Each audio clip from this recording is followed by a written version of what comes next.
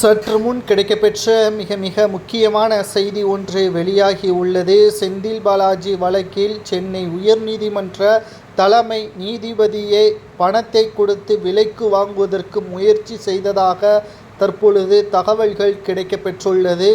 நீதிபதிகள் மறுத்ததன் காரணமாகவும் உயர்நீதிமன்றத்தில் டாஸ்மாக் வழக்கை விசாரணை செய்யலாம், அமலாக்கத்துறை அதிகாரிகள் செய்வது தவறு இல்லை என்று நீதிமன்றம் உத்தரவை பிறப்பித்தது. அதனைத் தொடர்ந்து தொடர்ச்சியாக 3 முறை அமலாக்கத்துறை அதிகாரிகள் வெவ்வேறு இடங்களில் திமுக சார்ந்த மிக முக்கியமான இடங்களில் சோதனைகள் நடத்தப்பட்ட நிலையில்தான் உச்சநீதிமன்றத்திற்கு மேல்முறையீடு செய்து தமிழக அரசு அமலாக்கத்துறை அதிகாரிகள் விசாரணை செய்யக்கூடாது என்று இடைக்கால தடை விதிக்கப்பட்டுள்ளது. இந்த வழக்கானது நாம் சற்று பார்க்க வேண்டிய விஷயம் என்னவென்றால், உயர் நீதிமன்றத்திலேயே தலைமை நீதிபதிகளிடம் பணத்தை கொடுத்து வழக்கை இடைக்கால தடை விதிக்க வேண்டும் என்று திமுகவின் மிக முக்கியமான பொறுப்பில் இருக்கக்கூடியவர்கள் பேசியதாக தற்பொழுது தகவல்கள் நம்மால் பார்க்க முடிகிறது. உச்சநீதிமன்றத்தில் இந்த வழக்கை இடைக்கால தடை விதிக்க வேண்டும் என்று வட மாநிலங்களில் இருந்து வரவழைக்கப்பட்ட வழக்கறிஞர்களை வைத்து செய்திருப்பார்கள் என்றும் கிட்டத்தட்ட 14 வழக்கறிஞர்களை விலைக்கு வாங்கியிருப்பதாகவும் தற்பொழுது தகவல்கள் கிடைக்கப்பெற்றுள்ளது.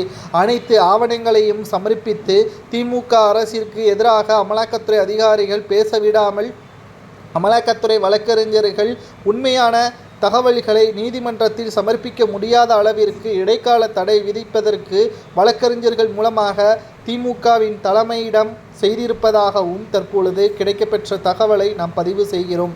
ஆனால் தமிழகத்தில் உயர்நீதிமன்றத்தில் ஏற்கனவே பல்வேறு நீதிபதிகளிடம் தலைமை நீதிபதிகளிடம் திமுகவின் தலைமை பணத்தை கொடுத்து விலைக்கு வாங்கியுள்ளது. அதில் ஒருவர்தான் கடந்த சில மாதங்களுக்கு முன்பாக தலைமை நீதிபதியாக இருந்தவர் மாற்றப்பட்டார் என்ற தகவலையும் நாம் பார்த்திருப்போம். நீதிபதி அல்லி மற்றும் நீதிபதி ஆனந்த் வெங்கடேசன் அவர்களையும் விலைக்கு வாங்குவதற்கு முயற்சி செய்தார்கள். ஆனால் சட்டத்தில் இருக்கின்ற ஓட்டைகளை வைத்து யாரை வேண்டுமானாலும் விலைக்கு வாங்கிவிட முடியும் என்று நீங்கள் நினைத்தால் உங்களது குற்றம் அதிகரித்து கொண்டுதான் இருக்கும். அதற்கான தண்டனை ஒரு நாள் நிச்சயமாக நீங்கள் அடைவீர்கள் என்று இருவரும் கூறிவிட்டார்கள்.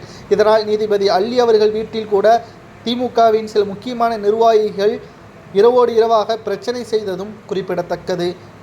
உச்சநீதிமன்றம் வரை சென்று தமிழக அரசு அமலாக்கத்துறை அதிகாரிகளது வழக்கை விசாரணை செய்யக்கூடாது என்று இடைக்கால தடை விதித்திருப்பதால் நிச்சயம் உச்சநீதிமன்றத்தில் யாரையாவது விலைக்கு வாங்கியிருப்பார்கள். அதிகபட்சமாக பல ஆயிரம் கோடி மதிப்பான டாஸ்மாக் ஊழல் முறைகேட்டில் 100-200 கோடிகள் கொடுத்து வழக்கறிஞர்களை விலைக்கு வாங்கி இந்த வழக்கை இடைக்கால தடை விதித்திருப்பது திமுக அரசுதான் என்று கூறுவது சரியா தவறு என்பதை கூறுங்கள்.